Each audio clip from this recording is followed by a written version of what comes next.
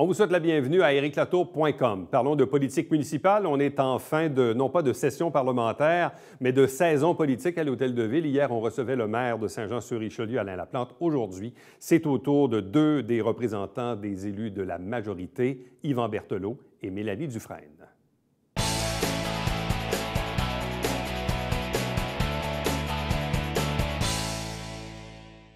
Bilan de la saison politique à l'Hôtel de Ville de Saint-Jean-sur-Richelieu de janvier à aujourd'hui, même si le mandat a un peu plus de 18 mois. Faisons au moins le bilan des derniers mois parce que c'est un peu une saga ou voire une télésérie qui visiblement amène de l'eau au moulin jour après jour avec nous deux invités qui représentent le groupe majoritaire à l'Hôtel de Ville. D'abord, la conseillère indépendante Mélanie Dufresne. Bonsoir. Bonsoir. Accompagnée du conseiller Yvan Berthelot. Bonsoir et bienvenue. Bonsoir. Si vous aviez un mot pour décrire ce qui se passe à l'Hôtel de Ville depuis les derniers mois, vous diriez quoi? C'est de l'ouvrage. OK. Vous, M. Berthelot? Préoccupant. Préoccupant, oui. La question souvent que les citoyens se posent, c'est est-ce que la ville fonctionne?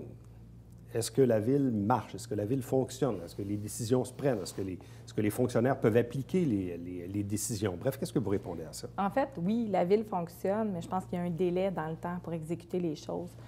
Pour plusieurs raisons, entre autres, une qui me fascine tellement, c'est un peu la paranoïa du maire de vouloir s'assurer que tout est correct.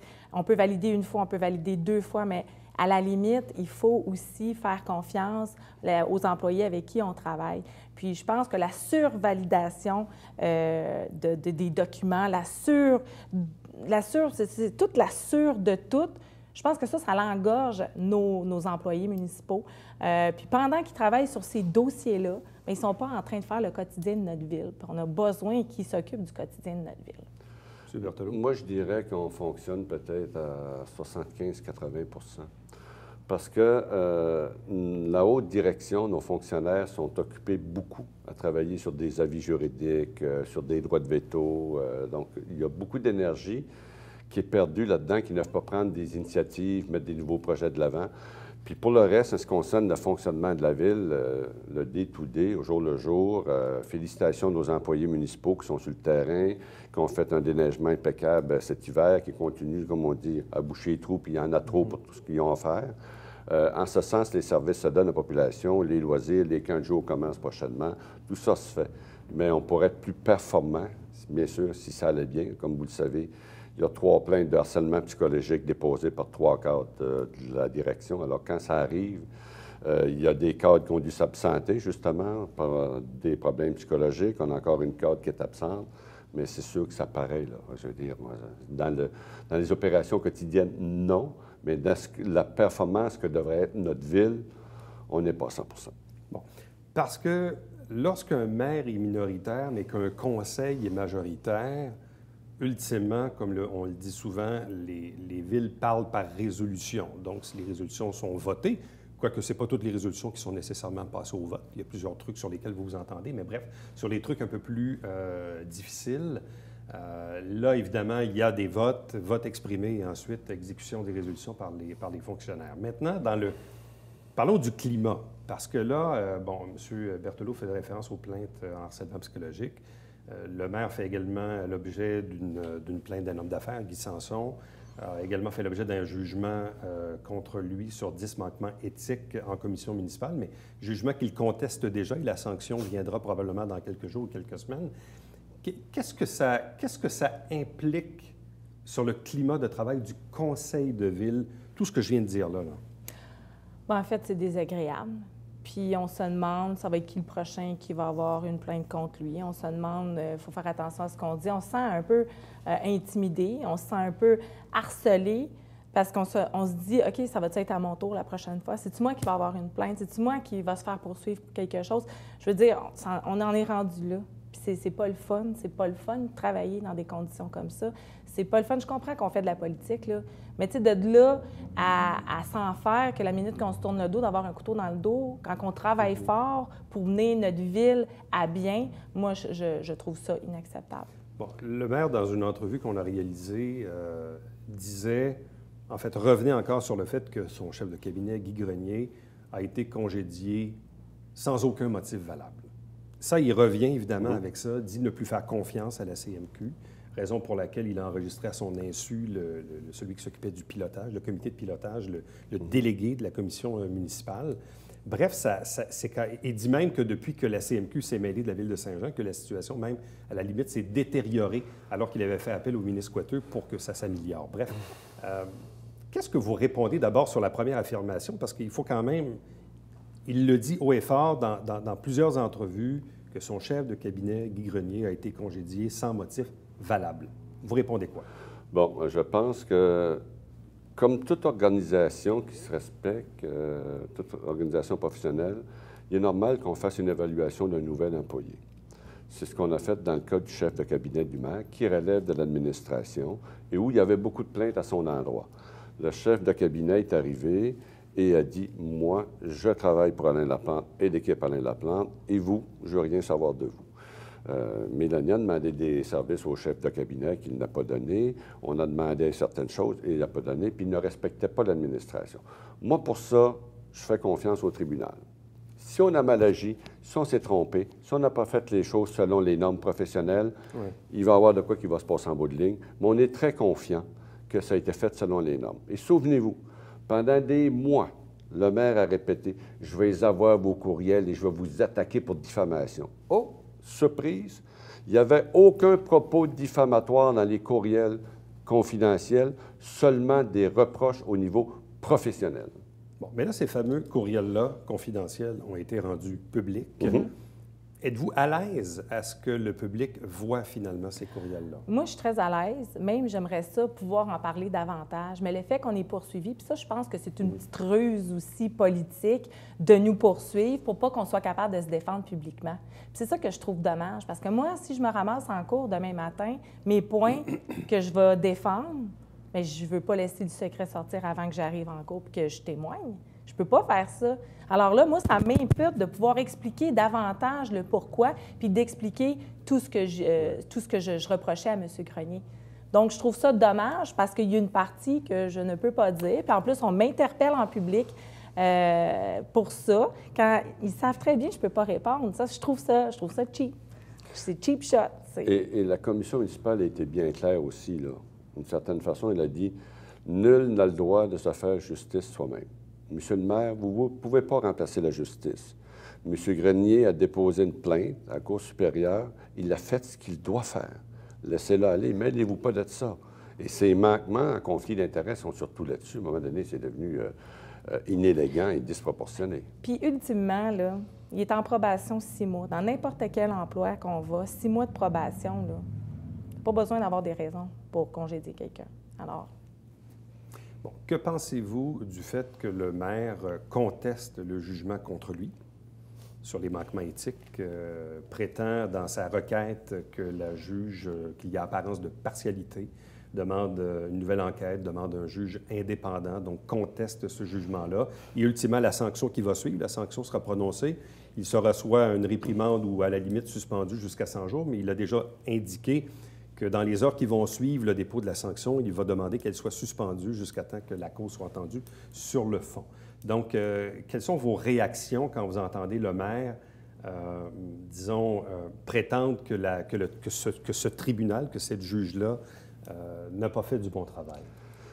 Moi, je vais vous dire, je trouve ça très regrettable que le premier magistrat de la ville de Saint-Jean-sur-Richelieu ne reconnaisse pas notre société de droit.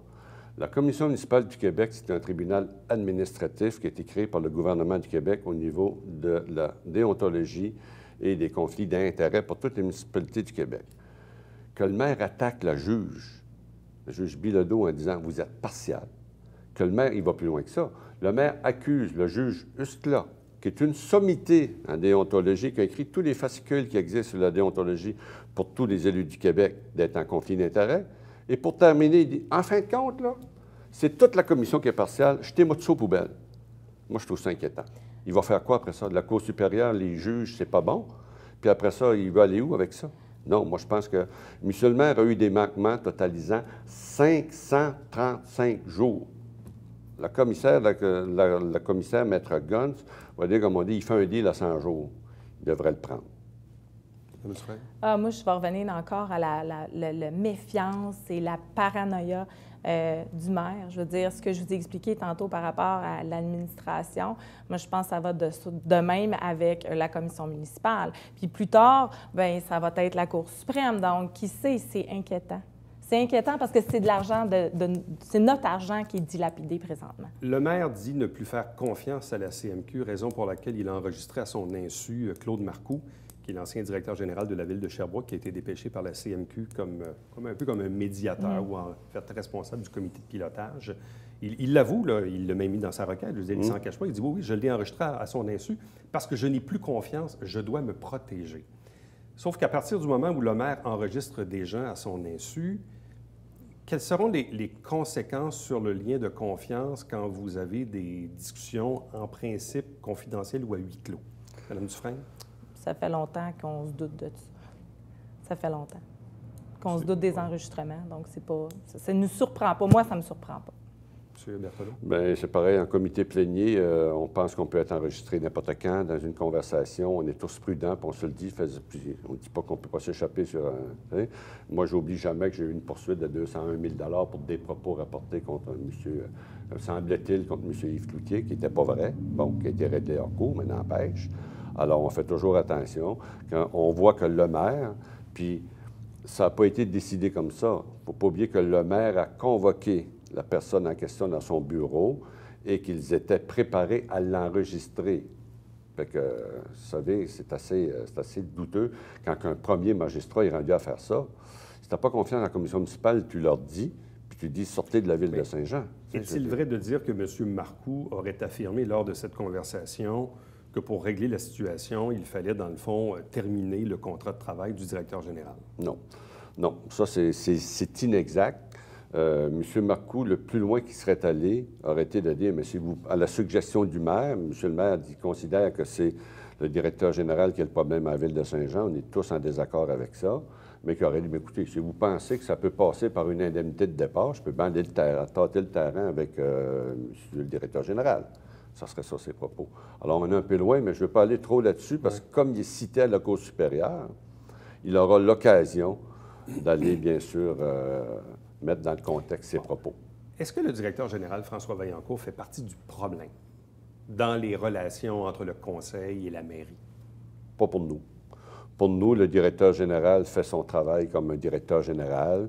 Lorsqu'on a besoin de parler de projet, lorsqu'on demande des délais, écoutez, on fait des résolutions, puis on demande que les résolutions s'exécutent.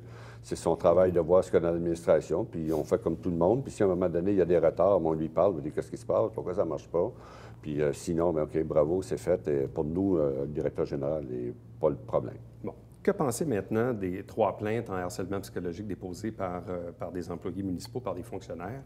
Bon, le maire prétend dans l'entrevue qu'on a réalisée avec lui que ces employés-là font de la politique, que c'est dans le fond une attaque politique contre lui, qu'on se sert un peu de la CNESST pour arriver à cette fin-là. Vous réagissez comment sur cet état de fait que 3 fonctionnaires municipaux aient déposé une plainte pour harcèlement? Déposer une plainte pour harcèlement, là, ça prend beaucoup de courage. Fait que moi, je pense pas que c'est du niaisage. Moi, je pense pas que quand tu te sens harcelé puis que tu arrives au point de déposer une plainte, je pense pas que c'est du niaisage. Je pense pas que c'est monté avec le gars des vues. Je pense juste à notre greffier, M. Lapointe. C'est un amour de personne. C'est quelqu'un qui est toujours comme un bon soldat. Il est toujours prêt à travailler, prêt à aider tout le monde. Pour que lui dépose une plainte en harcèlement, c'est parce qu'il y a un problème en quelque part. Moi, je pense qu'on n'y niaise pas avec ça. Puis je pense pas que ça soit quelque chose qui soit orchestré. Non, puis il ne faut pas oublier que la CNESST étudie, évalue et voit s'il y a matière pour ouvrir le dossier et poursuivre. Puis ils ont accepté les plaintes. Puis il ne faut pas oublier que M. le maire a été mis en garde plusieurs fois. M. le maire a arrêté de parler des employés de l'Hôtel de Ville en assemblée publique. Il y a un mur à l'administration puis le politique. Faites pas ça. Au contraire, il a encouragé même ses amis de son équipe politique à le faire. On a vu une simple employée au greffe être attaquée l'hiver passé. Simple employée au greffe qui faisait que son travail de commis. C'est-à-dire, je pense qu'il faut arrêter. Puis je pense que les plaintes, écoute, encore là, c'est un organisme administratif qui aura à en décider Alors, il y aura quelque chose qui va arriver en quelque part. Mais, toujours le maire, mais toujours en doute. C'est ça qui est inquiétant, qui est préoccupant. Quand c'est la CNESST, mais sans doute, voyons donc, ils font de la politique, oui. Comme on nous disait que c'était ces plaintes à la commission municipale, paquet de mensonges, vous allez voir. Bien, les mensonges, il y a 10 vérités, là. Fait qu'en quelque part, là, ça frappe dur. Bon. Autre épisode qui est arrivé dans les derniers mois qui vous a concerné, M. Berthelot, les fameuses signatures, les photocopies de signatures, les signatures falsifiées, le liquid paper, bref, même des gens qui ont demandé votre démission via une pétition en ligne. Bref, qu'est-ce que vous pouvez expliquer au public de cet épisode-là? Parce que moi, les gens qui m'ont interpellé disaient « je comprends pas ». Ils convoquent l'Assemblée, mais là, il y a des photocopies de signatures, mais en même temps, ceux qui ont convoqué l'Assemblée, ils sont assis dans la salle quand même. Bref, avez-vous, oui ou non, photocopié des signatures? Ce que j'ai fait, c'est que voici les 2 documents qui sont extrêmement précieux parce que si jamais il y a suite, voici les 2 documents. Oui. L'original, la reproduction mécanique. Oui. Les photocopies aujourd'hui, on ne voit presque pas différent, mais ça, c'est l'original. Est-ce que c'est la même date? Oui, c'est la même chose. C'est le même document. OK. Bon. L'erreur que j'ai faite, c'est quand je m'en allais au comité de finances, c'est que j'avais mes 2 feuilles dans mon porte-document comme ça. J'ai pris la feuille puis je l'ai déposée au greffier. Je n'ai pas donné l'original. Mais c'est le même document. Les gens ont tous reconnu leur signature. On était d'accord avec l'Assemblée. Le texte, on est d'accord avec ça. Mais vous savez, tout ça a été monté en épingle. Là. On m'a accusé de fraude, de falsification. Je n'ai pas touché, moi, là. Il n'y a pas de falsification puis de fraude là-dedans. Là. Bon. Et ce qu'on a voulu faire, moi, je pense, c'est pour détourner l'attention, pour ne pas parler, justement, des condamnations du maire à 10 manquements en commission municipale. Alors, on parle de ça. On fait tout un show avec ça. Ça fait 21 ans que je suis conseiller municipal à la ville de Saint-Jean-sur-Richelieu. Je me suis toujours impliqué dans tous les dossiers. Je pense avoir réussi à faire sauver des millions à la ville de Saint-Jean-sur-Richelieu par mes implications dans le comité de retraite ou dans le cadre financier, le budget de la ville. Puis c'est vrai que j'ai eu une distraction qui a fait ça. Est-ce que ça mérite tout ça? Non. Non. J'avoue que... Là, vous avez une plainte contre vous à la CMQ, oui. mais elle n'est pas encore acceptée. Non. C'est ça? Oui. Alors, il y a une plainte qui est déposée par M. Yves Cloutier, qu'on a parlé tout à l'heure. Donc, écoutez, ça va suivre son cours. Moi, je respecte la commission municipale. Ça va suivre son cours, puis on verra qu'est-ce qui arrive en bout de ligne.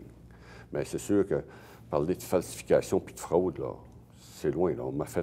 On a fait une espèce de procès de tribunal de rue, une assemblée publique. Puis en faisant ce tribunal de rue contre moi, on dénonce le tribunal de la justice en disant c'est pas sérieux, la commission municipale, ils ont été cités à la commission Charbonneau. Écoutez, là, quand on dit que le tribunal de droit commun n'est pas respectable, puis c'est le tribunal de la rue, la vente d'État politique, comme dirait la juge Bilodeau, là, mais moi, je pense que c'est pas sérieux. Puis je pense qu'on a voulu, effectivement, j'ai eu une petite distraction, c'est vrai, puis je l'ai dit tout de suite, j'ai pas essayé de... Ah, c'est vrai, j'ai fait cette erreur-là, c'est vrai, j'ai dit tout de suite, là. Et puis c'est juste, effectivement, une erreur, une distraction entre celle-là et celle-là. Mme Dufresne? Bien, écoutez, M. Berthelot n'a pas volé personne. M. Berthelot était de bonne foi. Tout le monde était présent à l'Assemblée, donc il faut reconnaître en quelque part qu'ils ne sont pas falsifiés, les signatures. Je pense que c'est une erreur de parcours de M. Berthelot, mais je ne pense pas que toute cette histoire-là devrait prendre des proportions de la sorte parce qu'il ne mérite pas ça. C'est un monsieur qui travaille fort pour sa ville aussi, puis ça, il faut respecter ça. Donc ça, moi, je trouve ça un peu... je pense qu'on a d'autres choses, d'autres sujets à traiter qui seraient beaucoup plus porteurs pour notre ville que cet épisode-là. Avez-vous l'intention de démissionner? Parce qu'il y a une pétition qui réclame votre démission. Non, ça ne m'a jamais effleuré l'esprit. Pardon, non, jamais. Non, parce que je trouve que ça fait partie du vaudeville, d'une pièce de théâtre, un vaudeville qui est vraiment monté par les amis du maire, on l'a vu. Tu sais, quelqu'un vient contester. Mais vous êtes la cible. Je suis la cible, je suis l'homme à abattre. C'est clair pour Alain Laplante, je suis l'homme à abattre. Pour l'équipe Alain Laplante, je suis l'homme à abattre. Si Berthelot n'était pas là, peut-être que ça serait plus facile, puis on pourrait faire n'importe quoi. J'y crois rien, parce qu'on est 9 individus performants qui ont tous leurs qualités, et je pense que ça ne changerait pas grand-chose, même si Berthelot n'était pas là. Fait que moi, je pense que c'est tout simplement une pièce qui est montée. Puis quand on voit l'initiateur, entre guillemets, M. Luc Lippé, là, qui est un bénévole pour l'équipe Alain Laplante, qui vient dit être la commission municipale, était cité à la commission Charbonneau, que c'est un vaudeville, le reste, puis qui dit, savez-vous, je vais déposer ça à la commission municipale. Puis, en fin de compte, ils ont pris une autre personne pour le déposer. Il arrive quoi avec les autres enjeux? Les golfs, l'aéroport, l'église Saint-Gérard, 2M Ressources, le PER, le projet dans l'ancienne usine québécoise. Je veux dire, la vie n'arrête pas de tourner là, pour autant. Puis il y a quand même des enjeux importants qui continuent de rouler. Pour vous, maintenant, quel est l'enjeu le plus important? Parce que là, on parle beaucoup là, de climat et de trucs devant les tribunaux, mais au-delà de ça, si on fait abstraction de ça, quels sont pour vous actuellement les enjeux importants? Les enjeux importants, bien, je vais vous avouer qu'avec tout ce qui se passe présentement, je me concentre sur mon secteur. Je me concentre sur la qualité de vie de mes citoyens au centre-ville, dans le Vieux-Iberville, dans le Vieux-Saint-Jean. Je travaille fort pour l'animer, le dynamiser. Puis quand on parle d'animer puis de dynamiser, c'est d'amener les gens à participer, d'avoir une partie prenante dans leur communauté. Des travaux d'infrastructure aussi qui s'en viennent. Le dernier mandat, on avait fait la promesse de faire certaines infrastructures. On y arrive. Les travaux vont débuter incessamment. Donc, moi, ma priorité, là, c'est mon secteur. Puis les futurs projets à venir aussi, c'est de travailler dans ce sens-là. C'est un quartier qui est pauvre, c'est un quartier qui a besoin de se refaire nipper. On investit beaucoup d'argent et il faut juste continuer à le pousser dans le bon sens pour ultimement arriver à améliorer le sort de mes gens dans ce secteur-là. Moi, ce que je trouve dommage, c'est qu'on a une trentaine de personnes, là, puis on ne s'en cache pas, c'est des bénévoles de l'équipe Alain Laplante, qui font dérailler tous les projets.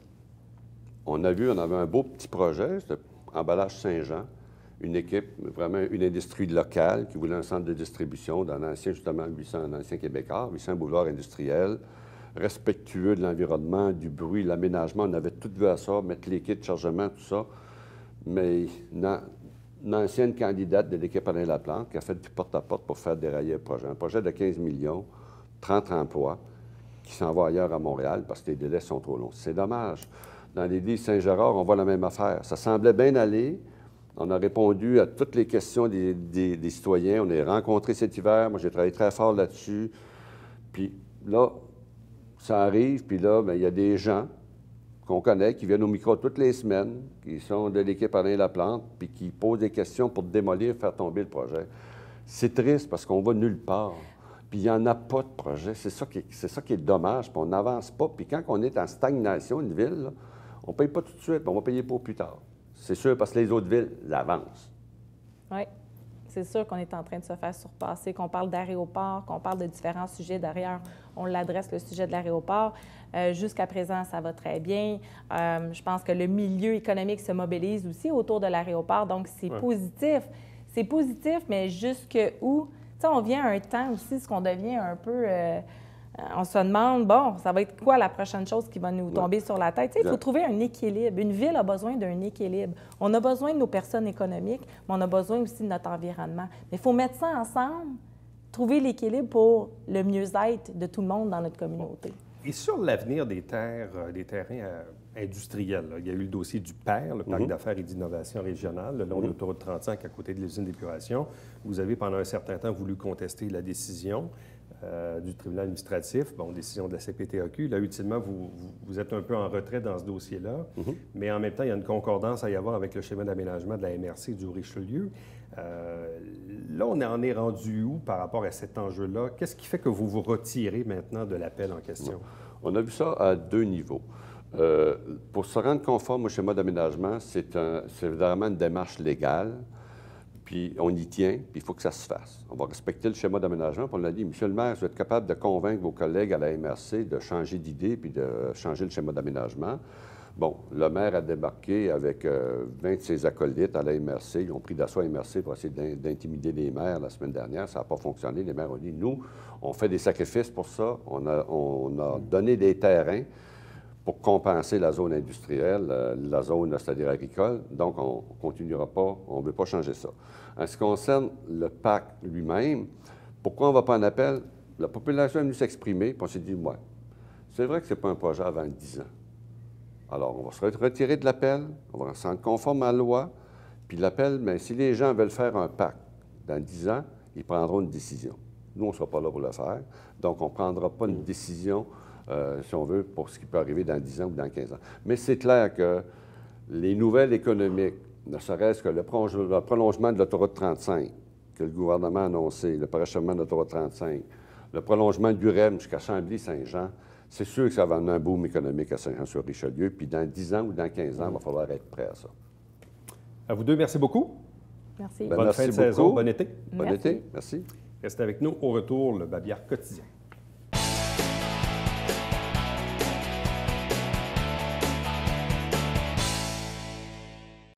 Mesdames et messieurs, bonjour et bienvenue à la Justice entre nous. Mon nom est Serge.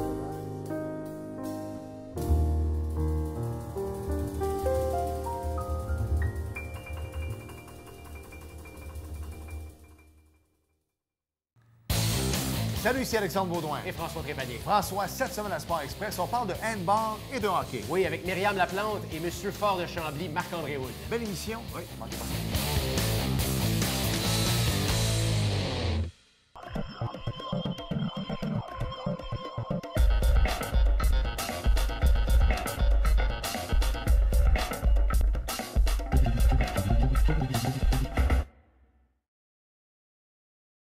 Mesdames et messieurs, bon matin et bienvenue à votre télébingo sur les ondes de télévision du Haut-Richelieu. Vous aimeriez jouer au bingo dans le confort de votre foyer? C'est possible. Tous les dimanches matins, 9h30, à la télévision du Haut-Richelieu, maintenant en haute définition au 609. C'est 4 000 $ en prix à chaque semaine. Pour vous procurer les livrets du Télébingo, c'est facile. Consultez la liste de nos 30 dépositaires au www.tvhr9.com.